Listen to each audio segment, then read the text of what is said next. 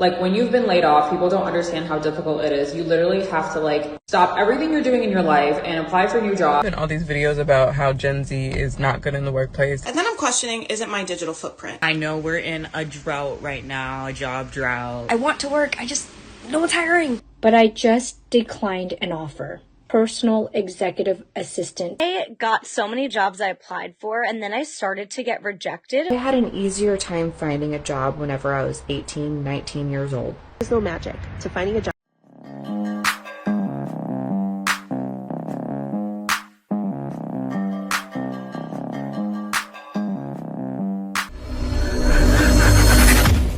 Hey guys, welcome back to More to Life. Now, before we get into this video, I ask that you like, comment, subscribe. Also, smash that notification bell just to be sure you get on my videos as soon as I release them. Let's get right into this. Employers don't want to hire people who've been laid off previously. I was having a conversation with a man at a networking event, and he's HR for a very big company. And he was just telling me how he saw people who had been laid off as damaged goods. He also said that a lot of hiring managers will likely turn down an applicant once they find out that they've been laid off before because it says that they have a hard time keeping a job. I had to politely disagree with him because I've been laid off several times and now I'm finally in the highest paying corporate job I have ever received. And my current manager actually loved the fact that I had been laid off a couple times because it really showed that I knew how to pick myself up, especially when I've been dropped to the ground. Like when you've been laid off, people don't understand how difficult it is. You literally have to like stop everything you're doing in your life and apply for new jobs. And the job market is also really tough. It also shows signs of resiliency because even when you work in a corporate job, there's going to be a lot of projects where sometimes it's just very difficult to get stakeholders to work together. And I feel like just by going through my layoffs and not having a job, I'm so much more resilient and I'm so much more stronger than I was when I first started my corporate career. So here's a big F you to all those recruiters that don't like to hire laid off people because we actually are the best to hire in the job market. Why would you do that? Like, why would you say a big F you to all the people? That's a red flag. Like, they're going to see that. Like, jobs nowadays see TikTok, but neither here nor there. Now, I got to say this. She's somewhat right. Now, that's going to show that you've grown depending on your age.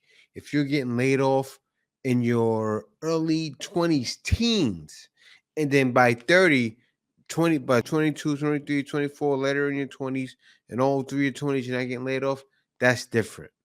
But if you're getting laid off at 25, 26, and, they see constant problems, they're going to say, wait a minute, why did you get laid off from this? Oh, for lateness. Why did you get laid off for this? It doesn't reflect good. There have been all these videos about how Gen Z is not good in the workplace and how they're getting fired at alarming rates and how people are trying to hire baby boomers over Gen Zs. It is so crazy because I feel like a few years ago, Gen Z brought up a lot of good points when it comes to working in corporate America. And I am like a millennial or zillennial, so like I'm right at the cusp.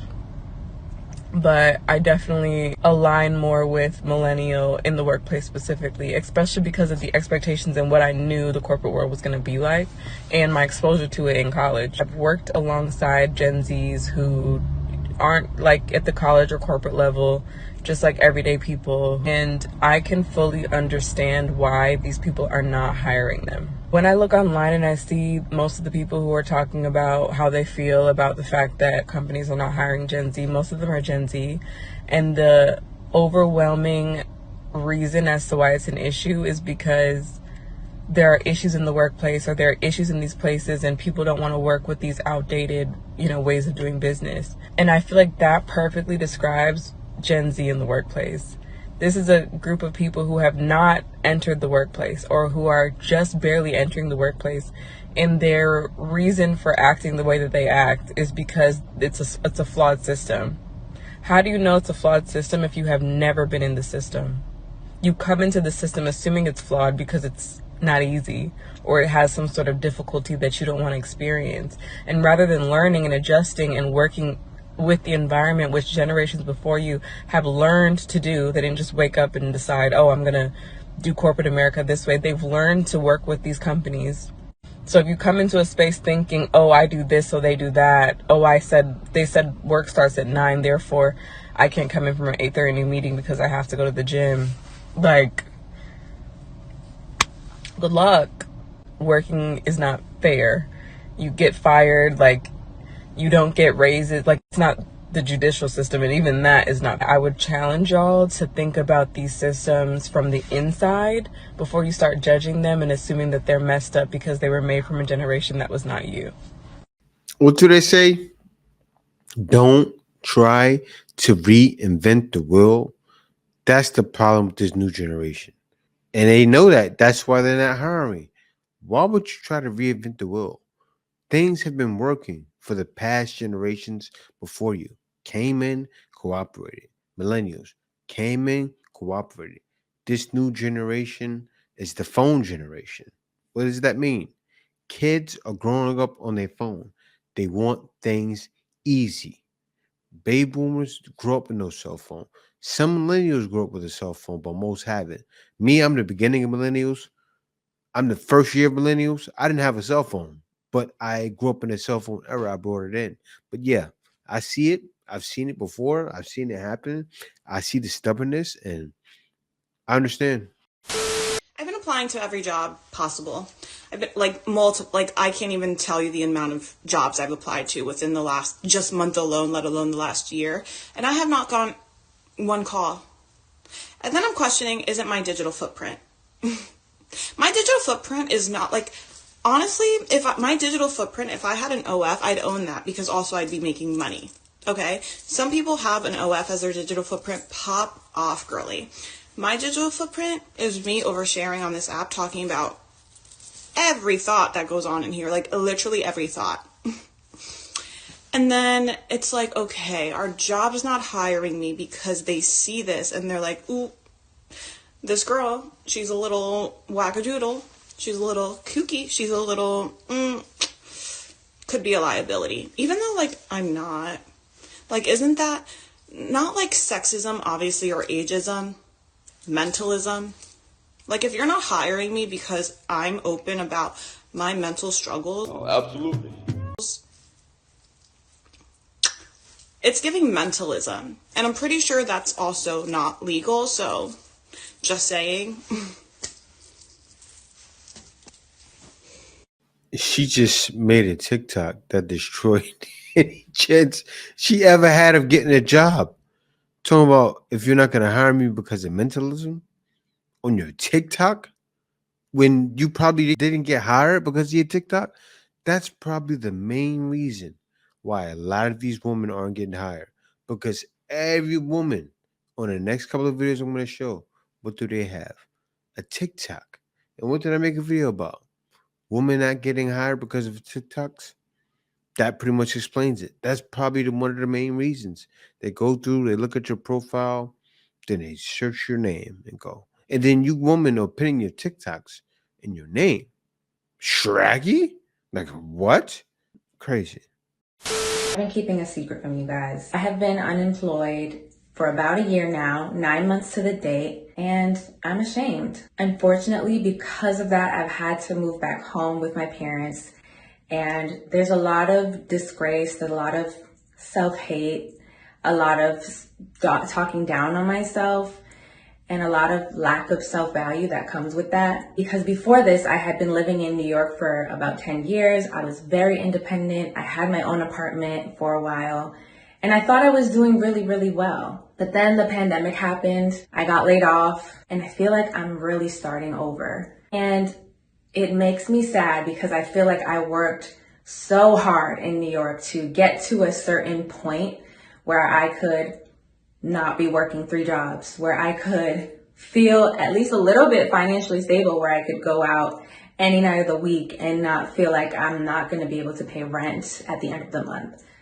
And if you live in New York, you know that that's a win. I feel like I'm starting this new journey that's really uncomfortable and is really hard to admit online. And honestly, I'm only doing this because I have been putting it off for so long. I've really wanted to start content creating full time. but I felt held back by it because I'm still at home with my parents. There's a lot that goes into it that we don't really take into account as viewers.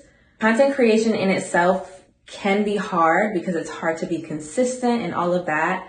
But there's also an aesthetic that comes with it that we don't actively understand until you actually try to do it. And it makes me feel like I can't be consistent posting content and working towards my goal because I don't have the aesthetics to go with it. But I'm trying to reframe my mindset. I'm trying to get over that. So I say all that to say, follow me on my journey to becoming a full-time content creator. By the end of this month, I want to have at least 1,000 followers, and I want to be posting content consistently that feels really natural and authentic to me and what I want to do.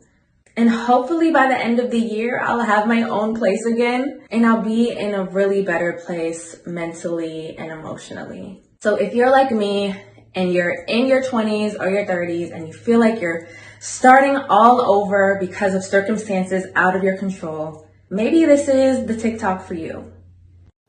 I don't think people are going to be interested. Word.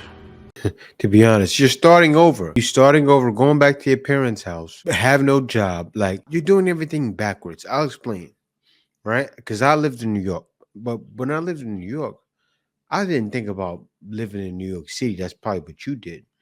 I thought about living in upstate because it's very inexpensive. It's the complete opposite. It's like living in the countryside. Now, by me doing that, I was able to live on my own because my bills were probably up to like 1,500. Yes, I lived in New York, not New York City, New York State, and paid 1,500 for my overall bills. Could you imagine that? Just living 3 hours away from New York City. Now think about that. I lived 3 hours away. I would jump on the bus all the time. 3 hour ride, go right to the city. That was it. 3 hours. 3 hours away, got right in, still enjoyed the city life. While you're out there wasting your money. And I don't think people would be interested in following you, I'll be honest, on your journey ride, and you have no responsibility. That's the truth.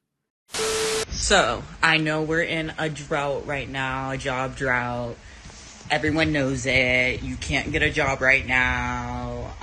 I've been searching 2 years for a job. I had a job, but I wanted a new job. I wonder why. And I couldn't get a new job. And then when I moved, I still don't have a job, and I've been here for a month, right? Don't worry, I have savings and everything. I have everything in check. I'm okay. We know Indeed loves to lie and give fake listings, right? So someone on here said that you should go to the actual website and apply on the website. Like, go to Wendy's.com and click their careers. OliveGarden.com, click their careers. Whoever said that, straight up lied. Like, it has not helped me a single bit. I have even walked up and down the streets looking for signs. I only found one sign. But hopefully I get that job. I got a phone interview, went to the actual interview, thought I did good. Called literally a week later and was like, hey, anything? Like, you gonna just leave me hanging? And she was like, yeah, we filled the role. When were you gonna tell me so I could continue looking? When were you gonna tell me? Because I know I sure as hell would have had to tell you if I took the job and then I couldn't work the job no more. I would have to tell you, right? So why couldn't you tell me? To the people who are seeking part-time employment in New York City right now, are you also struggling immensely? Because I've been seeking a part-time job, like literally just anything that doesn't require a degree. Like, I'm not even being picky, like hostess, food service, like retail, reception, whatever. I've been looking since mid-December, and there's not been a single job that has been like, I mean, I apply, but one, they're never like something I really want to do, and I've broadened my horizons. I've been less picky, like no one is hiring, and the places I do apply, it's just like I either don't hear from, or there's nothing new, and I need money, and I'm a great employee, I'm a personality hire, I'm cute, I'm fun, I'm personable, I'm amazing. And if I'm struggling like this, like I know other people are struggling like this. So if you know anyone hiring, if you're hiring, if you have any suggestions on how to find part-time work right now, please, for the love of God, help me, because You're talking about New York City. That's a place where a lot of people want to work. People aren't leaving their jobs. Think about it. Think about all the jobs that could be available. People from within are filling those positions. So they don't really want outside. Like, say, as you explained, as a server, right? Someone that works there may take that position first. Someone that may work somewhere else in the company for at another state may decide to come to New York, but still, it's a reason why they don't want you. Figure it out. Maybe get one of those job site people, right? One of those people that help figure out what's wrong. Do that. Get somebody to analyze you and look at your resume, or look at how you are, look at who you are as a person, see what you're doing as far as your employment process, and go from there. Everyone wants to talk about how like young people don't want to work anymore. Okay, really? Like let's look at all the jobs that I've applied to on Indeed and how literally my application hasn't even been reviewed. Oh wait, got reviewed there. Never like heard anything back. Not selected. Like half the time, like our applications aren't even being viewed. And before you tell me you should go out and hand out applications, I've done that. I have talked to people over the phone. I've even gotten like an interview and they just ghosted me. Like not to hear back. So next time you want to say like young people don't want to work anymore, I have applied to everything and anything under the sun. And the only time that I hear back are seasonal jobs because they actually need their employees like right away. And I need something full time. That's all the time. I want to work. No one's hiring. I got rejected from 5 different companies today. It's the most rejections I've received in one sitting, and I'd be lying to you if I told you that that didn't impact me. Because while rejections are normal and I don't take it personally, especially because I'm very early in my career, having them come into your inbox one right after the other is so demotivating and demoralizing. It's just a very long, dragged out, timely process, and no matter how many times you hear it from other people who have gone through the same thing, I don't fully prepare to go through it yourself. Day 1 of my period, so you just know the cramps, but the job hunt stops for nobody. But you know, this time of being unemployed has actually highlighted to me the of having hobbies outside of your work. Recently, I've literally just been staying home and leaning into editing content and filming stuff, making art again. And without those things, I would feel so much more lost than I do already, and I don't know how I would cope with it. Why did you have to let us know it was day 1 of your period? That threw me off.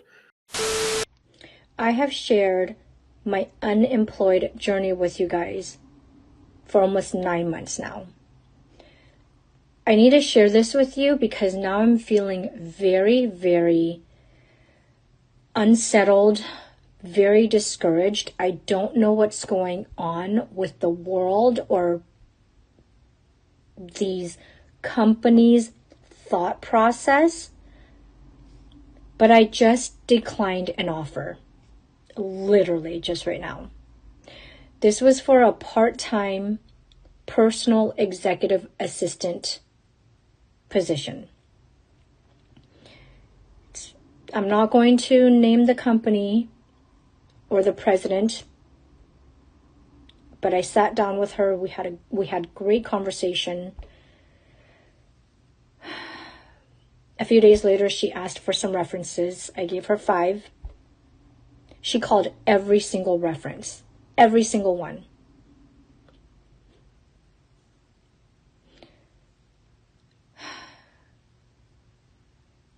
So her offer, which I should have asked from the beginning, but the offer, the pay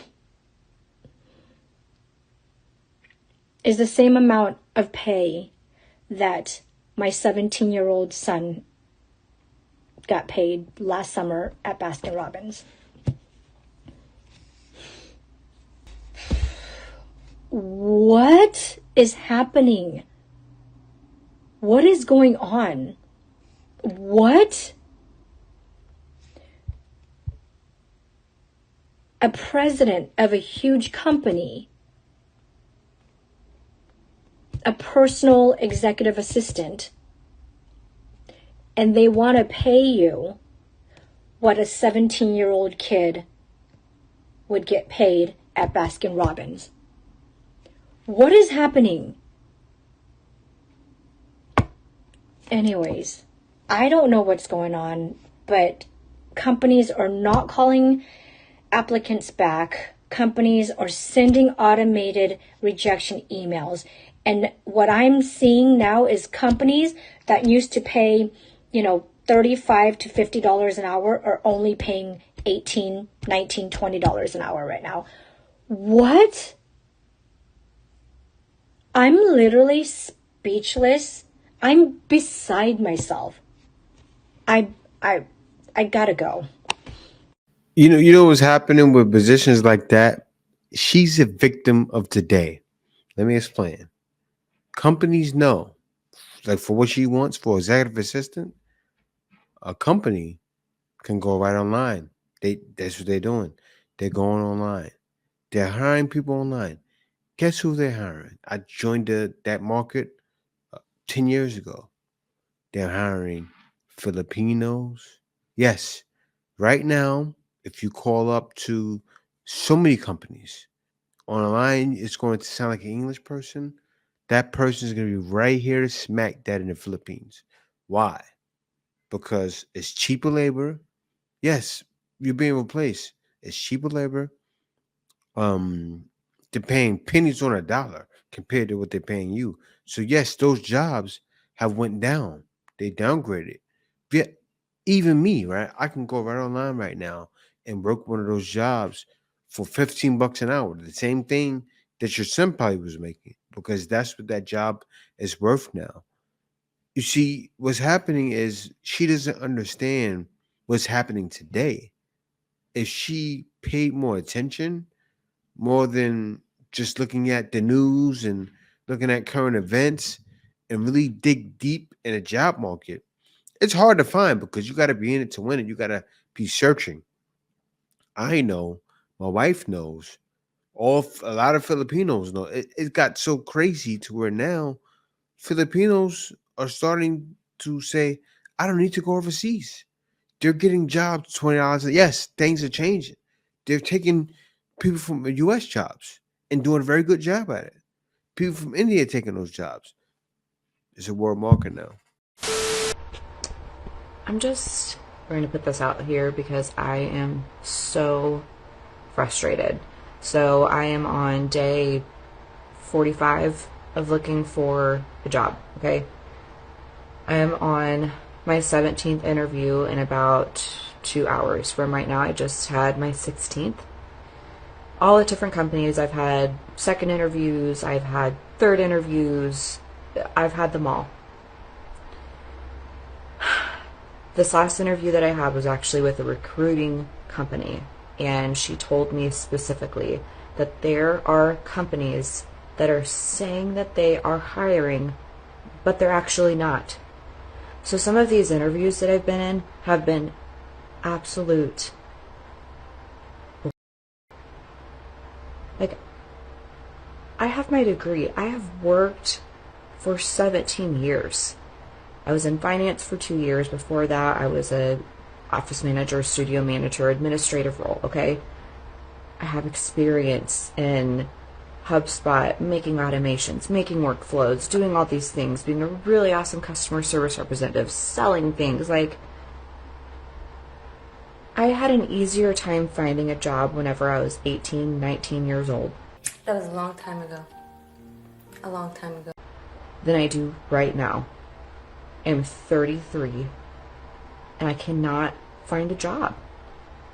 I've been looking for remote positions. I have looked everywhere. I've actually gone out of the home to positions that are not remote because I don't have a choice.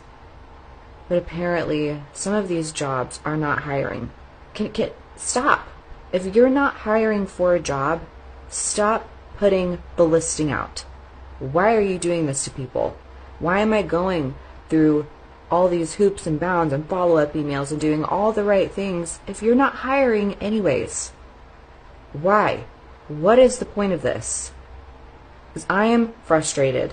I, to my core, am done. I'm not going to do your affiliate marketing crap either. So for all of you that are going to jump on here in a second and be like, oh, work from home, make $20,000.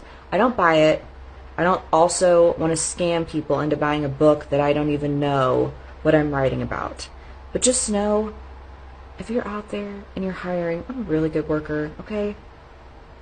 Really super good. I had to quit my last job under really terrible circumstances that were not my fault. And I have plenty of references to back me up. So if you're hiring, I'm actually really good. I'm not typically this angry and upset either, but I am annoyed. Goodbye.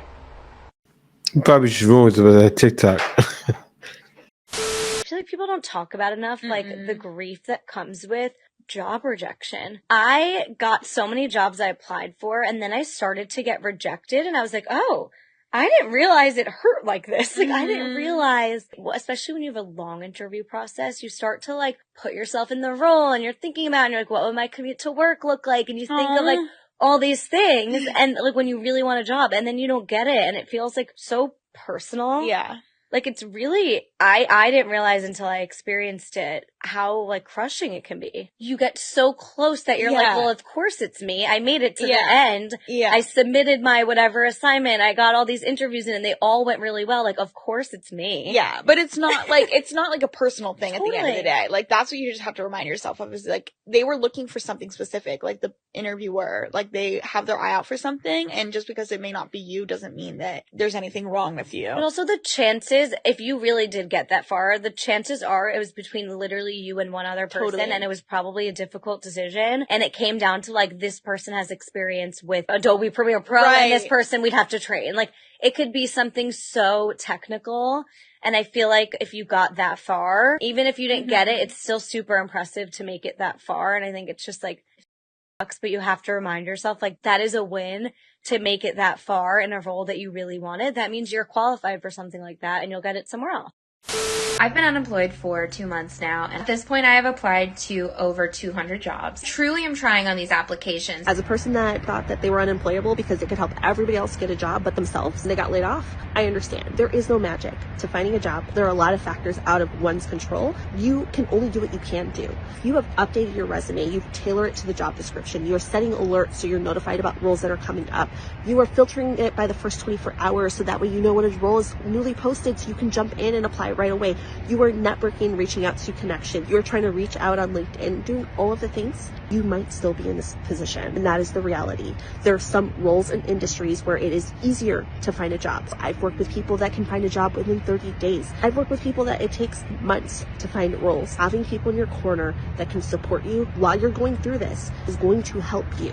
If you don't have someone you can lean on, holla at your girl, because I've been there, I've done that. I work with people who are in the same boat, and I know that it's tough. Here's another lesson for you. Here's another lesson. It's that bad. Do I finally have a full-time job? Yes. Is it paying me a livable wage? No. Is it covering just basic bills like minimum credit card payments and groceries and rent? Also no. Am I having to try and find other freelance jobs to try and fill the gaps? Yes. Am I a director level employee having to do this? Yes. That was the only job I could find after looking for 6 months. And it's so frustrating to technically be employed again, but be underemployed. Like,